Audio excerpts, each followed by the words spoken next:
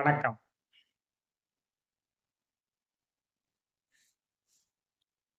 ஆனி முடிந்து ஆடி பிறக்கப் போகிற தருணமாகியால் ஆடி மாத கிரக நிலைகள் எவ்வாறு இருக்கின்றன என்பதையும் அந்த கிரகங்களினுடைய இருப்பிடத்திற்கு தகுந்தபடி அவைகளினுடைய பார்வைக்கு தக்கபடி நாம் என்ன செய்யலாம், என்ன செய்யக்கூடாது என்பவைகளை பற்றி சுருக்கமாக அன்பர்களுக்கு தெரிவித்தால் அது நலமாக இருக்கும் என்று நினைக்கிறேன். முதற்கண் ஆடி மாத கிரக நிலைகள் எப்படி இருக்கின்றன? ஆடி மாதம் முழுவதும் சனி பகவான் மீன ராசியிலேயே இருக்க போகின்றார். அடுத்து முக்கிய கிரகமான செவ்வாய் கிரகம் ஆடி மாதம் 16ஆம் தேதி வரை ரிஷப ராசியில் இருக்க போகிறார். 16 நாட்களுக்கு ரிஷப ராசியில் இருந்து அதன் பின்னர் 17ஆம் தேதி ஆடி மாதம் 17ஆம் தேதி 2/8/2026 அன்று ரிஷப ராசியிலிருந்து மிதுன ராசியில உட்கார போகிறார் அந்த செவ்வாய் பகவான். 16 நாட்கள் ரிஷப ராசியில் இருக்கிறாரு. அதற்கு பிறகு மீத உள்ள நாட்கள் மிதுன ராசியில் இருக்கிறாரு செவ்வாய். அதை போல இன்னொரு முக்கியமான கிரகம் சூரியன் ஆடி மாதம் 1ஆம் தேதியிலிருந்தே 30 நாளும் கடகராசியில் இருக்க போகிறார். கடகராசியில் இருக்கக்கூடிய குருவோடு சேர்ந்து கொண்டு இருக்க போகிறார். அடுத்து இன்னொரு சுபகிரகமான புதன் ஆடி மாதம் 15 நாட்கள் மிதுன ராசியிலேயே இருந்து ஆடி மாதம் 16ஆம் தேதி கடகராசிக்கு வருகிறார். அப்ப இந்த மாதத்தினுடைய பிற்பகுதியில் கடகராசியில் குரு, புதன், சூரியன் என்ற 3 கிரகங்களும் முக்கியமான நிலையில் இருக்க போகின்றன. அது 3 முக்கியமான கிரகங்கள் அந்த இடத்தில் இருப்பது என்னென்ன ராசிகளுக்கு நன்மை தரப்போகிறது என்பதை நாம் பார்க்க போகிறோம். அதன் பின்னர் சுக்கிர பகவான் ஆடி மாதம் 17ஆம் தேதி வரை சிம்ம ராசியிலேயே இருக்க போகிறார். கேதுவுடன் சேர்ந்து கொண்டு இருக்க போகிறார். அதன் பின்னர் அவர் கேதுவிலிருந்து விடுபட்டு ஆடி மாதம் 18ஆம் தேதி கன்னி ராசியில் நீச்சமடைகிறார். கன்னி ராசியில் நீச்சமடைகிறார். இதுதான் கிரக நிலைகள். இந்த கிரக நிலைகளின் பொருட்டு 12 ராசிக்காரர்களும் என்ன விதமான செயல்களை நன்றாக செய்யலாம், எந்த செயல்களை தள்ளி போட வேண்டும் என்ற ஒரு அறிவுரையை, ஆலோசனையை அவர்களுக்கு நினைவூட்டினால் அவர்களுக்கு பெரும் உதவியாக இருக்கும் என்ற எண்ணத்தில்தான் இந்த பதிவு போடப்படுகிறது. முதற்கண் மேசராசி அன்பர்கள் இந்த ஆடி மாதத்தில் என்ன செய்யலாம், என்ன செய்யக்கூடாது? மேசராசிக்காரர்களுக்கு உத்தியோக சிறப்பும் மேன்மையும் கிடைக்கப் போகிறது. உத்தியோக சிறப்பும் மேன்மையும் கிடைக்கப் போகிறது. அதிலும் குறிப்பாக மாதத்தினுடைய பிற்பகுதியில் நன்றாக உத்தியோக சிறப்பும் மேன்மையும் உண்டு. செய்த செலவுகள் எல்லாம் சுப செலவுகளாக மாறப்போகின்றன. கல்வி கேள்விகளில் வெற்றி. கல்வி கேள்விகளில் வெற்றி என்றால் எழுத்து தேர்விலும் வெற்றி, சொல் தேர்விலும் வெற்றி, எந்த இன்டர்வியூக்கு போனாலும் வெற்றி அடையலாம். ஆனால் வார்த்தை பிரயோகங்களில் கவனம் தேவை. வார்த்தை பிரயோகங்களில் மிக கவனம் தேவை. பொருளாதார விஷயங்களிலும் கவனம் தேவை.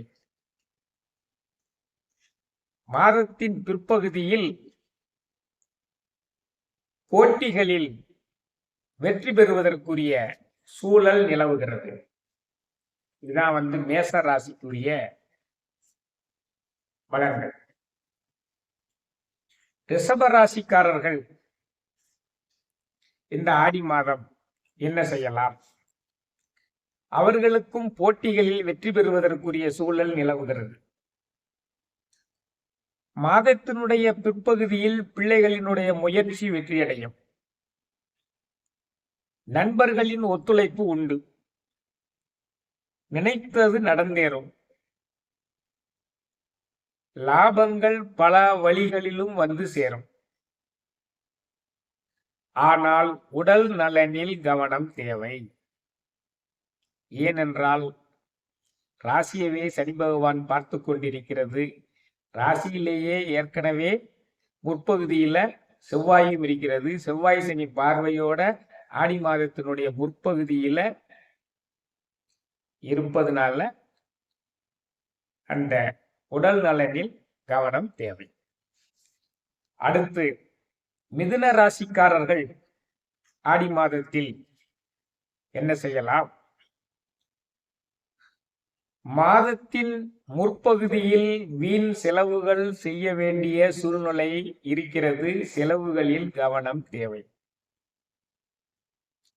செலவுகள்ல கவனம் தேவைன்னு சொல்லிட்டாலே கடன் கொடுப்பதுல எச்சரிக்கையாக இருக்க வேண்டும். தேவையில்லாதவர்களுக்கு கடனை கொடுத்தோ ஜாமீன் கையெழுத்து போட்டோ சிக்கலில் மாட்டிக்கொள்ளக் கூடாது. மாதத்தினுடைய பிற்பகுதியில் வண்டி வாகன பராமரிப்பு கூறிய சூழ்நிலை நிலவுகிறது. தாயாரினுடைய உடல் நலனிலும் கவனம் தேவை. ஆனால் தன வரவு அதிகரிக்கும் மிதுன ராசிக்காரர்களுக்கு. ஏனென்றால் தனஸ்தானத்தில் வியாழன், புதன், சூரியன் போன்ற கிரகங்கள் இருப்பதால் தன வரவு அதிகரிக்கும். தன்னுடைய முயற்சியின் காரணமாக தனவரவு உண்டு. மனைவியினுடைய உழைப்பினால் தனவரவு உண்டு. தொழில் மூலமாகவும் தனவரவு உண்டு. ஆக மிதுன ராசிக்குரிய பலன்கள் இதுவாக இருக்கிறது. அடுத்து கடகராசி ஆடி மாதத்தில் எப்படி இருக்கும்? பொருளாதார முன்னேற்றம் உண்டு. மாதத்தினுடைய முற்பகுதியில் லாபம் உண்டு. பிற்பகுதியில செலவு உண்டு. மாதத்தினுடைய பிற்பகுதியில் தாயாரின் உடல் நலனில் கவனம் தேவை. கடன் கொடுக்கிறது வாங்குறத தவிர்க்கணும் கடகராசிக்காரங்க. ஏனென்றால் 2 கேது 8 ராகு இருக்கிறது. அதனால கடன் கொடுப்பது வாங்குவதை தவிர்க்கணும். வார்த்தை பிரயோகங்களில் கவனமா இருக்கணும். அதனால சனி பகவான் விட்டு சென்றாலும் 8 ராகு இருப்பதன் காரணமாக பொருளாதார விஷயங்களிலும் வார்த்தை பிரயோகங்களிலும் கவனமாக இருக்க வேண்டும். அடுத்து சிம்ம ராசிக்காரர்களுக்கு ராசிநாதன் 12ஆம் இடத்திற்கு செல்வதால் வெளியூர் பிரயாணங்கள் சம்பவிக்கலாம். அரசு முறை செலவுகள் உண்டு. அலைச்சல் உண்டு. மாதத்தின் பிற்பகுதியில் லாபம் அதிகரிக்கும். மாதத்தினுடைய பிற்பகுதியில வாழ்க்கை துணை வழி லாபம் உண்டு, வருமானம் உண்டு. மாதத்தினுடைய பிற்பகுதியில் அதிக செலவுகள் உண்டு, சுப செலவுகள் உண்டு. இதுதான் சிம்ம ராசிக்கான பலன்களாக இருக்கிறது. கன்னி ராசி, வெளியிடங்களிலிருந்து பண வரவு எதிர்பார்க்கலாம். தொழில் முயற்சிகள் வெற்றியடைகின்றன. வாழ்க்கை துணையின் உடல் நலத்தில் கவனம் தேவை. ஏனென்றால் மாதத்தினுடைய பிற்பகுதியில் கன்னிராசியிலேயே உள்ள சுக்கிரனை சனியும் செவ்வாயும் பார்க்கின்றன. அதை நம்ம கவனத்தில் எடுத்துக்கொள்ள வேண்டும். இது ஒரு முக்கியமான ஒரு நிகழ்வு. அதனாலதான் சொல்றேன், வாழ்க்கையை துணையின் உடல் நலத்தில் கவனம் தேவை. கண் சம்பந்தமான பரிசோதனை மேற்கொள்ள வேண்டி இருக்கலாம். ஏனென்றால் 2ஆம் பாவத்திற்குரிய சுக்கிரன் 12ஆம் இடத்துல கேதுவுடன் இருக்கிறது முற்பகுதியில. பிற்பகுதியில அது சனி செவ்வாய் பார்வை பெறுகிறது. அதனால கண் மருத்துவர், பல் மருத்துவர், கழுத்து மருத்துவர், அந்த இஎன்டி ஸ்பெஷலிஸ்டுகள்கிட்ட போக வேண்டிய வாய்ப்புகள் அதிகமாக தென்படுகின்றன. எச்சரிக்கையாக இருக்க வேண்டும். உடன் இருப்பவர்களுடைய ஒத்துழைப்பு நன்றாக கிடைக்கிறது. இதான் கன்னிராசிக்கு. சுருக்கமா சொல்லப்பட வேண்டும் என்றால், வெளியிடங்களிலிருந்து பண வரவு, உடன் இருப்பவர்களுடைய ஒத்துழைப்பு கிடைக்கிறது. கவனமாக இருக்க வேண்டிய விஷயம், வாழ்க்கை துணை நலத்தின் உடல் நலனில் கவனம் தேவை. அடுத்து துலாம் ராசி இந்த ஆடி மாதத்தில் எப்படி இருக்க போகிறது? தொழில் லாபம் உண்டு. மாதத்தினுடைய முற்பகுதியில எதிர்பாராத தனவரவு உண்டு. நோய் நொடி எதிர்ப்புகள் புறா விலகுகின்றன. பொருளாதார விஷயத்திலும் குடும்ப விஷயத்திலும் நினைத்தது மாதத்தினுடைய பிற்பகுதியில நடக்கும். உத்தியோக சிறப்பு, பதவி உயர்வு எதிர்பார்க்கலாம். துலாம் ராசி நன்றாகத்தான் இருக்கிறது. விருச்சிக ராசி அன்பர்கள் ஆடி மாதத்தில் என்ன செய்ய போகிறார்கள்? மாதத்தினுடைய பிற்பகுதியில் தர்ம கர்மாதிபதி யோகம் சங்கமிப்பதால தர்ம காரியங்கள் செய்வீங்க. தர்ம காரியம் செய்கிற அளவுக்கு லாபம் அதிகமா இருக்கும், வரவு அதிகமாக இருக்கும். கோயில் தர்ம காரியங்கள், கோயில் சம்பந்தமான செலவுகள், யாத்திரைகள் செய்ய வேண்டிய வாய்ப்புகள் இருக்கு. உத்தியோக சிறப்பு உண்டு. பிள்ளைகள் சிறப்படைவார்கள். விருச்சிக ராசிக்காரங்க பிள்ளைகள் சிறப்படைவார்கள். தனுசு ராசிக்காரர்கள் ஆடி மாதத்தில் எப்படி இருக்க போகிறார்கள்? தனுசு ராசிக்காரங்களுக்கு 8ல் வியாழன், 8ல் புதன், 8ல் சூரியன். ஆதலால் ஆடி மாசம் முழுவதும் அவங்க கவனமாக இருக்கணும். உடல் நலத்தில் கவனமாக இருக்க வேண்டும். தங்க நகைகளை கையாளுவதில் கவனமாக இருக்க வேண்டும். யாருக்கும் கடன் கொடுத்து அது வரா கடனா போயிடக்கூடாது.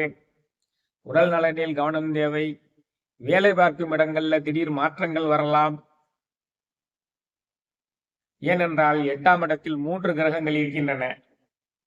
உடன் பணியாற்றுபவர்களிடம் கவனம் தேவை. தொழில திடீர் மாற்றங்கள் ஏற்படலாம். இவ்வளவு இருந்தாலும் எவ்வளவு செலவாகுதோ அதை விட அதிகமா வரவு வரும். செலவை பத்தி கவலைப்பட வேண்டாம். சமுதாய விஷயங்களிலும் வீட்டிலும் அலுவலகங்களிலும் பொறுமை காத்து இந்த ஆடி மாதத்தை கடந்து செல்லுங்கள். அடுத்து மகர ராசிக்காரர்களுக்கு இந்த ஆடி மாதம் எப்படி இருக்க போகிறது? உடன் இருப்பவர்களிடம் பொறுமையாக செல்ல வேண்டும். திடீர் என்று பிரயாணங்கள் ஏற்படலாம். மாதத்தினுடைய பிற்பகுதியில் பொருளாதார விஷயங்களில் கவனம் தேவை. கடன் கொடுக்கவோ வாங்கவோ கூடாது. வாழ்க்கை துணை வழி நன்மை உண்டு. வெளி வட்டாரத்தினுடைய புகழ் உண்டு. ஏனென்றால் 7ல் வியாழன், புதன், சூரியன் இருக்கிறார்கள். சூரியன் 7ல் இருப்பதால் அரசாங்க வழிகளில் புகழ் பெறுவதற்குரிய வாய்ப்புகள் இருக்கிறது. புதன் இருப்பதால அறிஞர்களுடைய வாயிலாக புகழ் பெறுவதற்குரிய வாய்ப்பு இருக்கிறது. குரு பகவான் இருப்பதால உங்களுடைய முயற்சிகளினால புகழ் பெறுவதற்குரிய வாய்ப்புகள் இருக்கிறது. வாழ்க்கை துணை வழி நன்மை இருக்கிறது. ஆனால் திடீர் மாற்றங்கள் ஏற்படக்கூடிய வாய்ப்பும் தென்படுகிறது.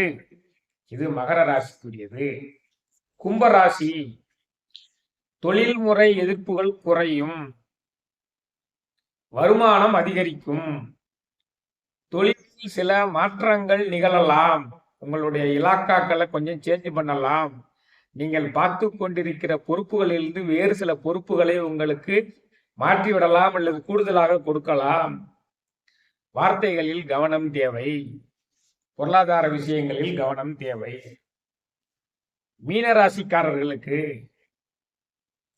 எப்படி தனுசு ராசிக்காரர்களுக்கு 3 கிரகங்கள் 8ஆம் இடத்தில் இருக்கிறது என்று சொன்னேனோ, மீன ராசிக்காரர்களுக்கு முக்கியமான கிரகங்கள் 5ஆம் இடத்திற்கு வந்திருக்கின்றன. குரு, புதன், சூரியன். ஆக புகழ் பெறுவதற்குரிய காலம். புகழ் பெறுவதற்குரிய காலம். கணவன் அல்லது மனைவி வழியாக தொழில் முன்னேற்றம் உண்டு. வாழ்க்கை துணை வழி தொழில் முன்னேற்றம், உத்தியோக உயர்வு. இது மாத பிற்பகுதியில் இருக்குது. உஷ்ணம் சம்பந்தமான பிரச்சனைகள் வரலாம். பிரயாணங்களில் மாத பிற்பகுதியில் கவனம் தேவை. பணியிடங்களிலும் பொறுமை காக்க வேண்டும். பணியிடங்களிலும் பொறுமை காக்க வேண்டும். ஏன்னா மாதத்தினுடைய பிற்பகுதியில ஆடி மாசம் 17ஆம் தேதிக்கு மேல உங்களுடைய தொழில் ஸ்தானத்தை சனி பகவானும் பார்க்கிறார், செவ்வாய் பகவானும் பார்க்கிறார்.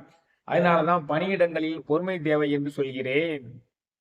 அதே மாதிரி மாதத்தினுடைய பிற்பகுதியில மீனராசிக்கு 7ஆம் இடத்தையும் சனி பகவானும் செவ்வாய் பகவானும் பார்வை பெறுகிறது, 7ஆம் இடமும். அதனால பிரயாணங்களில் கவனமாக இருக்க வேண்டும். உடல் நலனில் இருவருமே கவனமாக இருக்க வேண்டும் என்பதுதான் மீனராசிக்குரிய பலனாக இருக்கிறது. சுருக்கமாக சொல்ல போனால் மீனராசிக்காரர்கள் புகழ் பெறுவதற்குரிய காலம் தொடங்கிவிட்டது. இதுதான் இந்த ஆடி மாதத்தினுடைய கிரக நிலைகளை பொறுத்து 12 ராசிகளுக்குமான பலன்கள். நான் ஏற்கனவே பல முறை சொன்னது மாதிரி ஜோதிடர்கள் கடவுள் அல்ல. அவர்கள் ஒரு வழிகாட்டுதலை கொடுப்பதற்கு மட்டுமே உரியவர்கள். எந்த பாதையில் சென்றால் பயணம் எளிதாக இருக்கும் என்பதை சுட்டிக்காட்டக்கூடிய பொறுப்பு மட்டும்தான் இறைவன் அவர்களிடம் வழங்கியிருக்கிறான். அதனால நீங்க சொன்னது எல்லாமே நடக்கலையே என்று அங்கலாய்க்கவும் கூடாது, சொல்லாதது நடந்து விட்டானே என்று கோபப்படவும் கூடாது. இது ஒரு எளிய வழிகாட்டியாக எடுத்துக்கொள்ள வேண்டும். இதையே பிடித்து கொண்டு தொங்கக்கூடாது. இது ஒரு டைரக்ஷன். ஒரு ஊருக்கு நீங்க கூகுள் மேப்ல போட்டீங்கன்னா பல வழிகள் இருக்கும், அதில் இது ஒரு வழி. இந்த வழியை விருப்பமானவர்களுக்கு பயன்படுத்துமே என்பதற்காகத்தான் இதை சொல்கிறேனே தவிர வேற எந்த ஒரு நோக்கமும் இல்லை. மற்றும் ஒரு ஜோதிட பதிவில் உங்களை சந்திக்கும் வரை உங்களிடமிருந்து விடைபெறுகிறேன். வான்மையில் வளாது பெய்க, மலிவளம் சுரக்க, மன்னன் கோன்முறை அரசு செய்க, குறைவிலாது உயிர்கள் வாழ்க, நான்மறை அறங்கள் ஓங்க, நற்றவம் வேள்வி மல்க, மேன்மைகொள் செய்வ நீதி விளங்குக உலகமெல்லாம். மேன்மைகொள் செய்வ நீதி விளங்குக உலகமெல்லாம். மேன்மைகொள் செய்வ நீதி விளங்குக உலகமெல்லாம். நன்றி.